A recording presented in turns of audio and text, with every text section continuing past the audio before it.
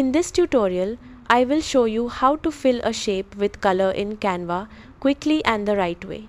First, open Canva and create a new design. You can choose any size.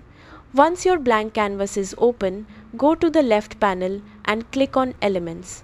Under Elements, click on Shapes and choose a basic shape like a square, circle, or triangle. Click the shape and it will appear on your canvas. You can resize it by dragging the corners and move it wherever you like.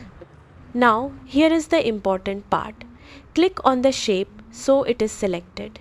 At the top of the screen, you will see a color box. This is the fill color option. Click that color box.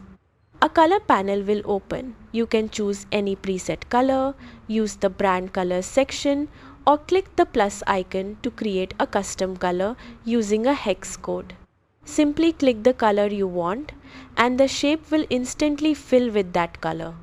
If your shape only shows an outline and no fill, make sure you selected a filled shape and not a line or hollow element. Some graphics in the Elements section are outlines only and cannot be filled. You can also adjust transparency by clicking the transparency option in the top right if you want a softer effect. That is it. Just select the shape, click the color box and choose your color. If this helped, like the video and subscribe for more quick Canva tutorials.